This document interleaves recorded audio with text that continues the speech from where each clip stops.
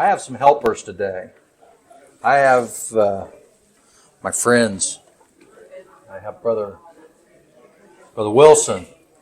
And Brother Wilson, we're not going to say how long we've been friends. Is that okay? Yeah, that's fine. Okay. And Brother Roland. And I'm looking through the room here, and there's several people. I gave just a thumbnail of what this class is about, and really it is more of a discussion. So I wish it was a round circle, but it's not. So we'll just have to turn around and talk. So it's going to be more of a discussion than anything else. Brother John Wilson, Brother Mike Wilson. So we got a couple Wilsons in here, so we can clarify that. There has been a concern and I feel like a grassroots movement for sharing things. This really came to my attention several years ago when we became pastor in our church. And that would be in Zanesville, Ohio. It's Lifeway Church, formerly the Evangelism Center. And we have one of our folks here, Brother Dan Rusnick. And so he's been around a long time, and then also my wife back here, my beautiful wife, we'll put it that way. So, but what we found through the years is there has been accumulation of materials, and a lot of times we get done with a booklet, the curriculum sets, and we lay them over on a shelf, and we really don't realize it until the shelf breaks. Okay, and then it's like, what do we do with this now? And years ago, what was going on was we could count on, I think, every 2 or 3 years, the material would just roll over and we'd talk about the same thing.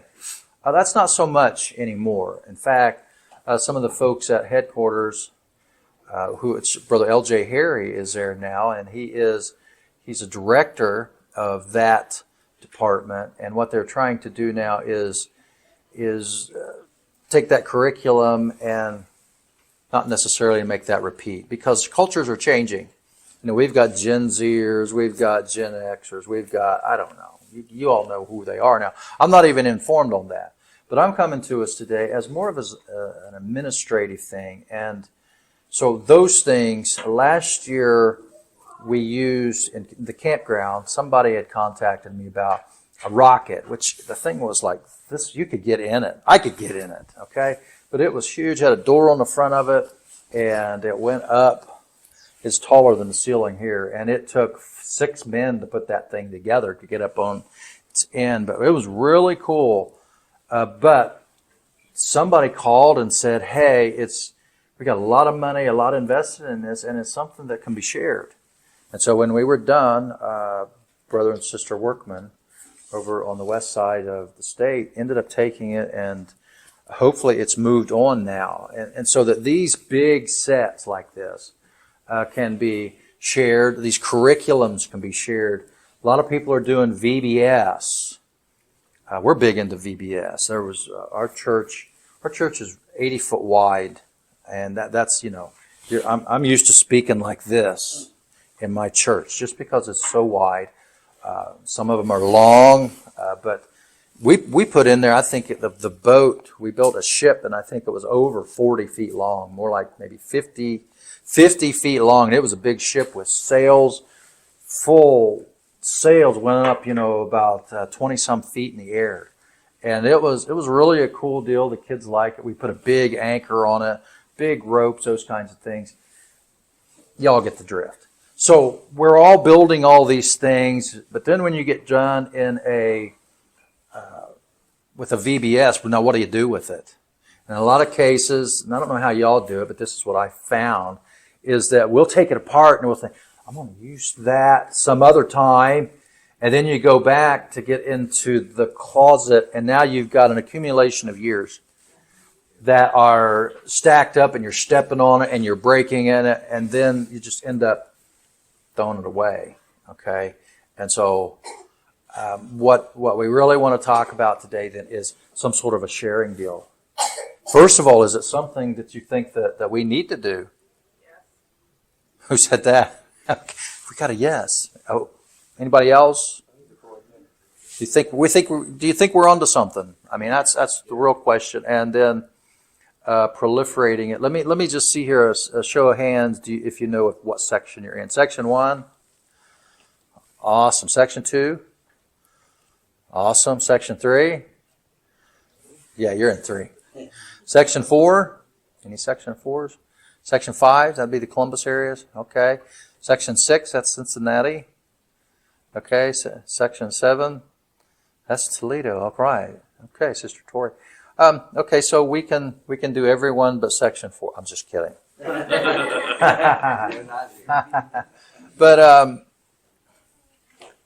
so, Brother Will, you brought this up. Yes, sir. And maybe you want to share, and you can stand up, I don't care, just to see people, but just kind of share what we talked about. Sure. So one of the things that I would love to see someday as an evangelist, we get to travel around and see a lot of things, and occasionally we've had opportunities where people would say, hey, the Enders from our church said, hey, we have a bunch of puppets. And they gave a whole, 4 or 5 stacks, buckets of puppets. And they sat in my basement for a while until they said, when you find someone that needs them, please give them to them. And so I was able to find, in evangelizing, God opened up a door, I said something simple, and literally after I gave them to them, it was enough to equip their entire team. They built a team in less than a month, put it together, and in 2 months they had this massive puppet production. And those things that had been sitting in her basement for a while, then in mine for a while, were able to then be used immediately. And I showed the pictures with tears down her face. She was like, oh, these are things that I used in our ministry. So the point is I don't know, my personal vision would be able to see like a hub or somebody that has a barn or a facility. It needs an organizer. Someone that could be able to either put on Facebook just a quick picture, hey, we got this. If you need it, here it is. Boom. And you'd be able to go to that location and then either send it to someone else or bring it back to the hub. And be able to go with 7 sections, I don't know, it's central, or if there's a couple different hubs that you might be able to go to. But if it's $50 in gas versus $500 and 20, 30, 50 hours of an entire team building it, you're saving money and time. And if you're a missions church, how are you going to be able to do it? You might not even have the staff to do it. You might not be the creative person, but you need the resources. And so that's kind of where it's like something that I've seen. It's another one of my passions and another part of helping to lift other people up. And that's where, for me, I don't know. I'm curious. Do we have a facility anywhere or anything that you guys know? First of all, thank you, Brother Will. I don't know if anybody shared, but Brother Will is now the promotions director for North American Missions, right, in Ohio. Yes. So that's a cool thing. I think that we may have a solution here. When you look at inventory control anymore, the big boys they're not building, they're using distribution centers. But they do not have the distribution center square footage to house everything that's going on. In fact, they're using trailers. So when you see a trailer going down the road, there's a thing in lean manufacturing called just in time.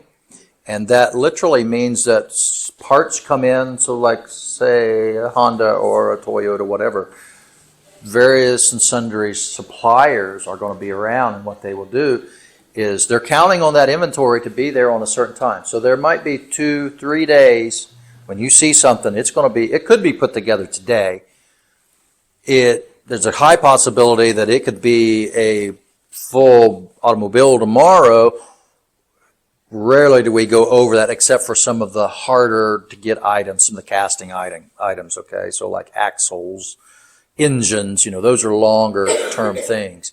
But the idea is, if you had to have all of that space, and you think about all of the thousands of trucks that you see when you drive down the interstate, that's what they're doing. They're using the floor space on those trailers. Now, I appreciate the idea. I don't know where we would get a huge, maybe that is an option. Maybe somebody has a big barn or something out there that we could store it in. But, for me, I like to get rid of it just because I know it's going to go into the dumpster. I know it's going to get torn up. I know that as far as a church goes, storage space is precious, all right? And you just cannot store years worth of. Brother Wilson, I don't know if you've ever had this problem or not, but I think one of the things is, everything's gone digital. yeah, go ahead. Everything is going digital anyway. I think like a clearinghouse. I've been a presbyter for about 5 years now, and what we've done in our church, our goal is to be a resource to our section. So we'll send drummers.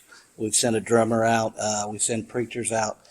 And so we become that, place that they could call if they need help. I think if we had a place like our church, well, we just did we from Toledo, we went up and got a big ship, and that was when we were in our other building from wall to wall. And it was great, but after 4 weeks, my wife said, when are we getting rid of it? And then you look at it like, what am I going to do with it now? But if we would have a place, I could store that for a little bit and just put out there, they said, and so people can go to that site. It'd be easier for one person to handle that site than to handle a barn, and like same deal. But I think then they can go into that and they said, oh, look what's available. That would be great. Can we have that? And I think that's a way to bring it together like a barn, but it's all on digital, and then we could, get it out that way. Great. I was just thinking, what if it was something like Facebook Marketplace? Yeah. Where pastor has a boat, so he takes a picture of the boat and he posts it on that page and says, here in Delaware, and then people can say, oh, I'll take it. And the first taker arranges with, say, pastor to come and get it. One thing that happened last year was not for last year. Somebody called me 2.5 years ago about this rocket, and they said, "Do you want to use it?" I'm like, "Yeah." So they had the ability to store it for a little while, and it was all the way down in Morgantown, West Virginia. So then I had somebody, and it was a great deal because it was someone that had come back to the Lord that had one of those, what do they call them, cold cases, had been gone like 20, 25 years. Well, I called up this person. I said, hey, I'm going to go get this cool rocket. I need some help. Man, I had that guy locked up in a cab for like 6 hours that day. He was not getting away, but it was beautiful. We went out to eat together. But, the first place, they made the call. I didn't know what had this kind of a thing, this kind of a resource. But the other thing is I have some abilities to store things. Like I can use the campground all over the winter. Now, I don't know that Brother Stark District Board would be up for us using the campground for that kind of a thing. So I think the marketplace is a great idea. And Brother John Wilson, would you come up here and help me? He's our promotions director. And that's exact thing. And I'm not forgetting you, okay? I'll come back. But let's just talk about that a second. I think first we're talking about building resources between churches and children's ministries. And obviously the first thing you think of is physical resources. Yes. But obviously you have the human resources of it. And that's really what I focus on in my whole life, everything that I do. I think there's a way to do both using the exact same tool that you mentioned, not necessarily marketplace per se, but there's already UPCI classified groups and pages and stuff. Like you have to get, you do a membership. This is one of the things we actually talked about this. Definitely not. Definitely not. So this is something that would be absolutely free to do. There's been a need, youth ministries are really good at knowing who does the youth in each church. Now, there's no list that exists, to my knowledge, correct me if I'm wrong, of who does the children's ministries in what churches. That's different. Exactly. And that's something that we've talked about for a couple of years. This would be a wonderful excuse to get that information. And we could build a private entry permitted only through administrators where you have to answer this questionnaire, 2 or 3 questions. What church do you go to? Who's your pastor or whatever. And then the moderators, the administrators of it could control who's in this group, so we could limit it to just maybe pastors and then the people in their church that run the children's ministry or whatever. And we can post those items, post those things out there. I know we are, my church, Christian Life Center in Heath, we are one of the churches that loves to give this stuff. We make elaborate VBS sets and we do all these kind of things. And I'm quick. We have thrown away hundreds and probably thousands of dollars worth of wood and worth of other items that someone else could have used. Right now, we have these stones sitting beside a garage that we bought. We built a waterfall in our sanctuary 2 years ago. It was amazing. And we have probably $300 worth of stones just sitting by a garage because I could have posted it out on something like this if it would have existed. It's like, can anybody use this? It wouldn't even have to be for VBS. You could literally do it to beautify your facility, your whole church or whatever. So, but then the human resource of it comes to mind too, though. And I have spent a lot of time getting to write with Pentecostal Publishing House. I've helped create the VBSs, and which they need to bring that back. That's a whole other story. But we spend about $500 a quarter on curriculum. It's insane. It's absolutely insane. but we do. And when we're done, we have books and digital resources and all this kind of stuff. And I have all the files saved to the cloud. It would cost me nothing to send you somebody a quick link to some of that stuff. Just don't tell the publishers at Pentecostal Publishing House I did that. Yeah, this is being recorded. Yeah, this is being. Can we cut this from the video? No. But we have booklets. We have so many different things. So we have a daughter work, and so we have been giving it to them. There are other churches and other organizations that we've partnered with because they couldn't afford. When I go out and I do children's evangelism, I prefer to go to smaller churches and help them build a children's ministry. That's what I care about more. That means that's the most important thing when I'm going out to do children's evangelism is helping the staffs. It is rare that I go somewhere and I don't keep a connection and we're pouring into each other. They're encouraging me, but we're giving them resources. So I think this is something that we could realistically create in a relatively short amount of time. Like I said, we want to make sure that we don't just have everybody in this, and this is not something that every single person that is Pentecostal. We want to make sure these are going to people that it needs to be going to. But I think that's easy enough to do, and we just do like a check with sectional leaders or whatever to verify this is a pastor, this is a person that goes to their church or whatever. But I think it's a wonderful idea. I think we might as well use it for good. We might as well use it for good because there's a lot of junk on social media, so you might as well use it for something good. But that's an idea that we had briefly talked about, and I think it's something that we can use it for more than just, hey, we built a high wire for our circus-themed VBS. Who wants to buy it or take it or whatever? But it could also be, hey, our curriculum runs out in 3 weeks, and we're not sure what we're going to do next. Does anybody have any thoughts or ideas? And I think it is the heart of what the title of this session is about resource for and being a resource for each other. So I think that'd be a way to do that. All right, thank you, Brother John. Yes, someone back. Yes. I love all of this because I feel the same way. We go through things and it just sits. I just want to hear these.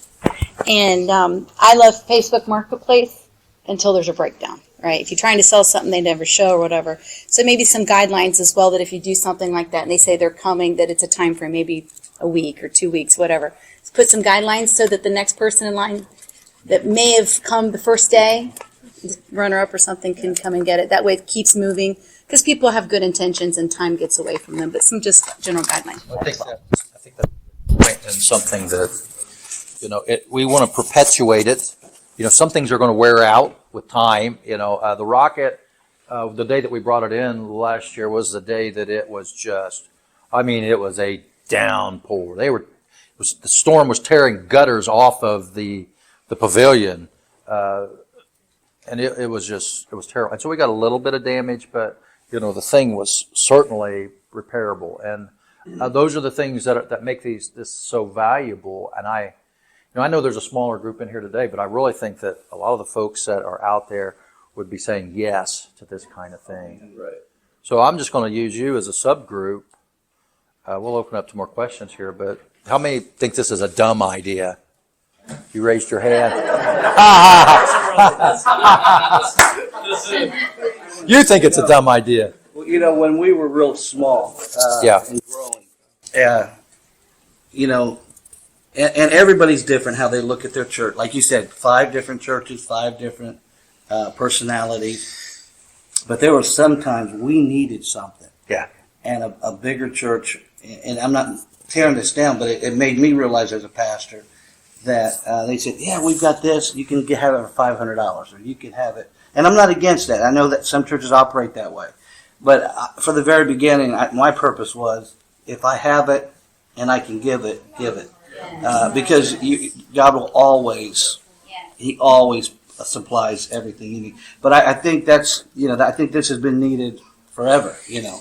And I think we have the opportunity and so much resource now that it's out there to be available. I believe people will use it. I believe people I'm excited. Just to name off a few things that we have done. I'm not going to say we're perfect and we're not the models. Please don't think that. We just have a burden. We have resources, and okay, we can do this. And we have the venue. The thing, you know, some folks, we just share with missionaries. Our stuff is, some of it's in South America. And, you know, you develop those relationships with the missionary. Because a lot of times we look at missionaries and all we think is, it's a PIM in your face, and that, you know, it's $25 a month, or it's 50, it's whatever. I'm all about that, okay? So don't think that I'm not. I am 100% in that. But if you can develop those resources, these folks, man, they're crying, they're clawing, and I don't know that they know how to ask. Because we're afraid to ask. We are living in a culture now. You know, the theme of this conference is speak to the children, and I'm going to beat that horse just for a moment. It's not only speak to the children, but how can we do that effectively? Am I being as effective as I can be if I'm not reaching out? I think part of what's been said here is sometimes we can get dry in our inspiration. And if I can go look through a catalog or a list of pages and I can see a ship or a rocket or a pile of rocks that used to be a thing, what can I do with those rocks? Can I turn them into a fireplace? Can I turn them into, I don't know, whatever else, you know, Dorothy's Road, you know, we're going to go hop and I don't know. It expands our minds, our ideas, our creativity. And that's what we need. And that's, I think, and whoever said it about the connections with the youth, they have them. But they roll over, they turn over a lot more, I think, than children's ministers do. Right. Because we're all just a bunch of reworked youth ministers anyways, right? Were we on the committee however many years ago together? So, you know, we look at those things and we really got to band together. So, you know, the message that Brother Woodward brought last night, midwives. Well, how can we be the best midwife? How, you know, if I'm over here in the corner by myself with my nose in the corner, I'm certainly not seeing what other people are doing. So what this does is it expands. So let me tie this. I don't know what time it is. You'll have to help me. I'm kind of losing time here. I'm good. So if we're not careful, we tend to operate as an island. And we can't afford to do that. So one thing that we have worked with, some of the visions that we've had is, did you know that your section does 2 children's rallies a year? Did you know that? Who did not know that? And it is funded by majority of Save Our Children and Children's Ministries money. So the money, you know, when we're talking about money in there, wanting to raise $100,000, if we keep doing the same old thing, what they did 30 years ago, why do we need $100,000? Right. We don't. But if we want to do more, and we want to connect people, and we want to share resources, then we've got to raise money. We've got to have the program, and then you got to have the money. So we are making the program step ahead of the money every year. Okay? And then if it gets a little tough, right now we're operating in the black. For years. Brother Wilson, we operated in the red. We didn't have money. We were borrowing, begging from the district, and we couldn't make it happen. So every time camp came around, we couldn't help. Our hands were tied, okay? So I want to let you know, I want to let everyone know that's in this room, that in your section, okay, there is supposed to be 2 children's rallies that will be held every year that will be funded by your Save Our Children dollars. $750 will go towards that.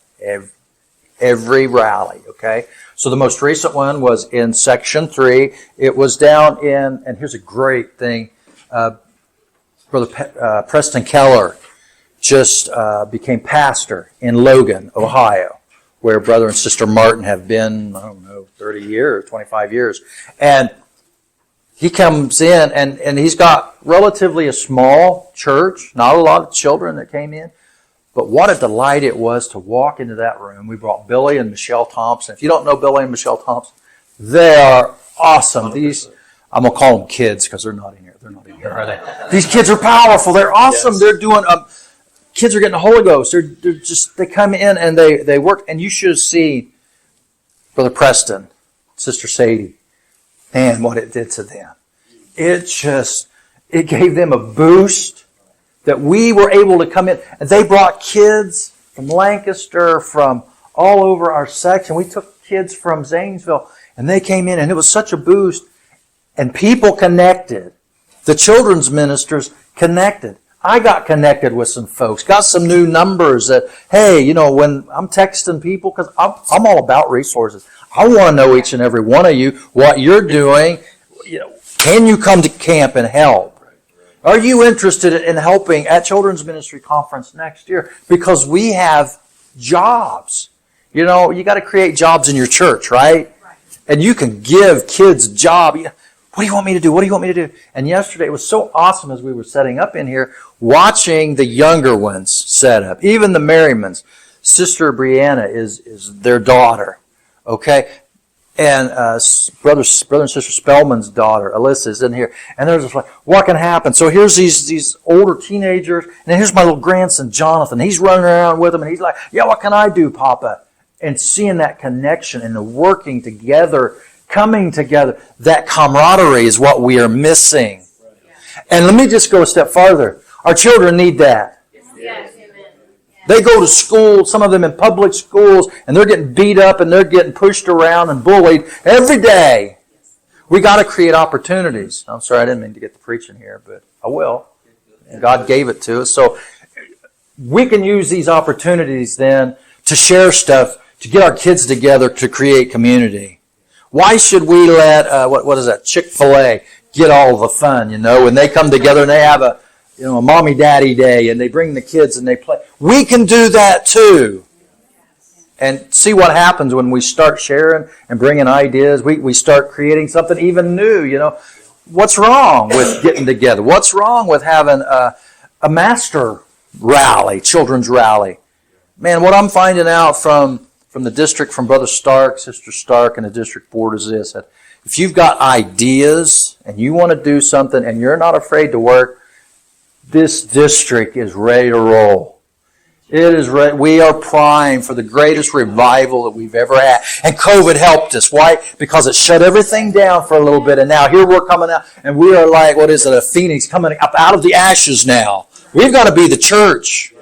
I don't know what Brother Woodward's got today, but I know it's going to be powerful. What he gave us last night, Brother Sharon this morning. Man, I love that. I love these people. It's so great to be able to connect with them and with you. A lot of you I know, some of you I don't, but the thing I want us to all know one another. So that when we come to conference, when we have a district conference, it's not just, people that's been coming for 30 years. It's new blood. And who says that we can't come together to a district conference even? The next one's in Cincinnati, and we got this children's element. Hello. And we come together, and while they're the old, the people, I'm sorry, I almost said old. The old guys are in there voting and doing all their stodgy stuff. The kids are over here and they're jamming, and you're in there and you're helping pray some kid to the Holy Ghost, through the Holy Ghost. I mean, what would you rather do? Sit at home and fold clothes, or would you rather pray a kid through the Holy Ghost? And there's no. And what if it's the second or the third or the 10th or the 20th? You know what? When you listen to the Merrimans, it does not matter how many times they've had the Holy Ghost, how long they've had the Holy Ghost. The thing about them is they are so hungry. Have you spoken in tongues today?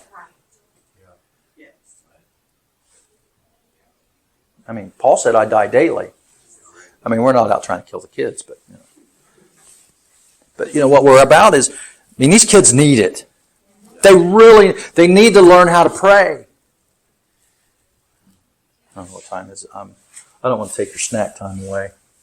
It is 10:53. Any other questions? So with your approval, we're going to move forward with that. Is that all right? We're going to make something. It won't be perfect. Okay? Please don't expect it to be perfect the first time. Help us make it better. We are a team. If you had a question, you had a comment. I did. Mine's a little bit, it's about books. It's about what? The curriculum, the books. Yeah, the books. If we're not going to put them in there, I have personally been looking for churches getting rid of them and sending them to the Philippines. I have a missionary friend over there, and they're begging for books. They are begging. So I don't know if anyone would be interested, because I found out after we threw away probably 50 years worth of books Yes. that we've been hoarding. And 2 weeks after that, she asked, does anyone have books? Right after we threw them away. Where do you go to church? APC in Warren, Absolute Pentecostal Church, Douglas Brown. Brother Brown, okay. Man.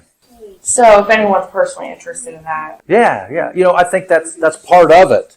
I think that's part of what we want to do. And we want to give these missionaries rights, ability to look at it. And, if they need something, hey, we can pay the shipping, right? They will pay the shipping, whether you know that or not. They will. They're dying.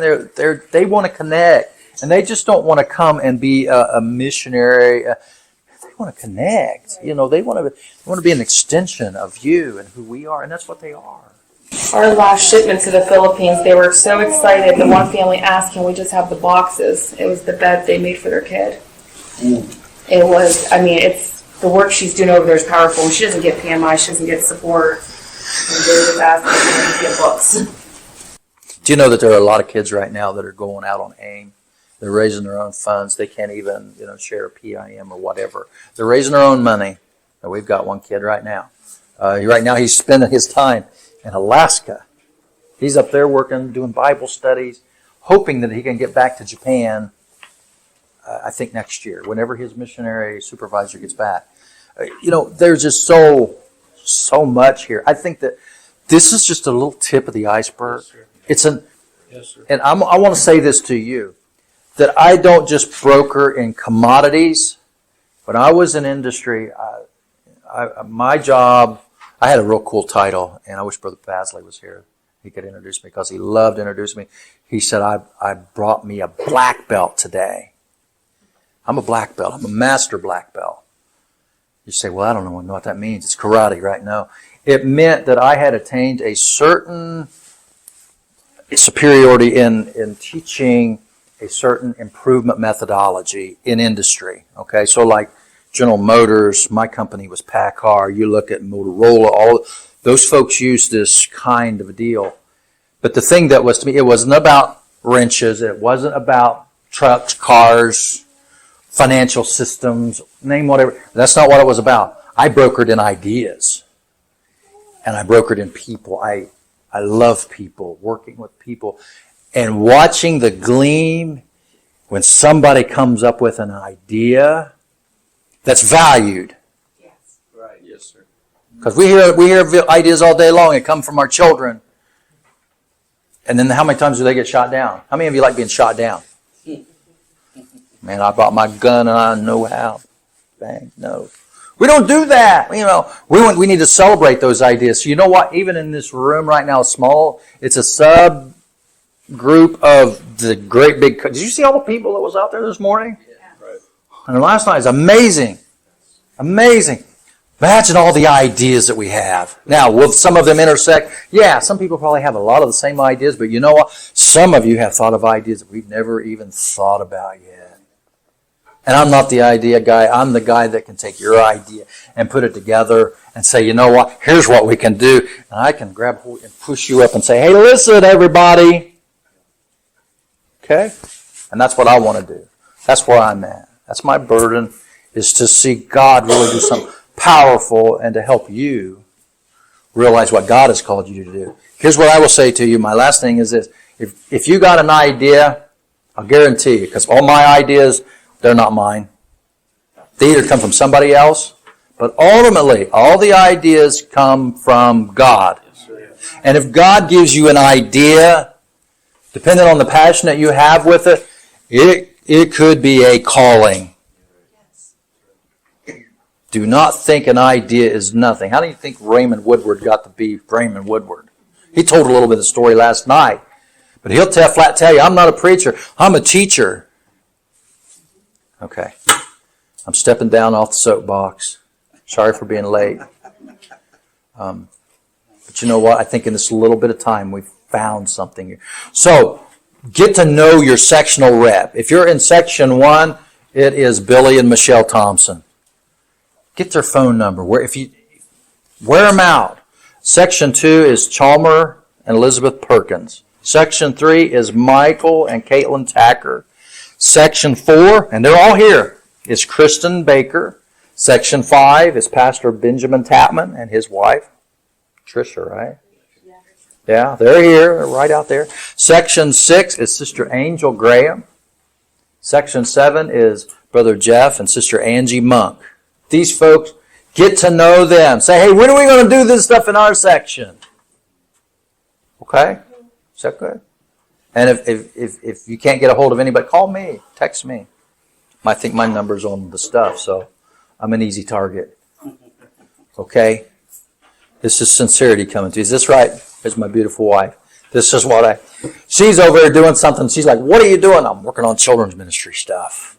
And you wouldn't believe, we've been planning this for over a year now. Next year's going to be, I won't say even better, but next year we've got Tyler and Tennille Whaley coming. If you don't know them.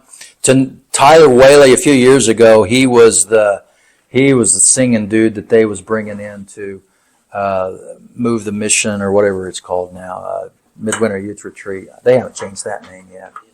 So his wife, Tennille, she works for Microsoft now, but she's into government agencies. Connect with her on Instagram or Facebook. Follow her on Instagram. Amazing stuff about family. They were at Because of the Times this last year. Man, we got to pull our families together, because this ain't just about children. It's about families as well. We got to get connected. We cannot keep operating. And some pastors may not agree with what I'm saying right now, but if they want to just stay out there and be, a little island, then go ahead. But you being here tells me that your pastor's not that way. And I don't think there's any of them that are really out that way anyways. Okay? Let's all stand. Thank you. Let's give one good clap to the Lord. We're done. God bless you.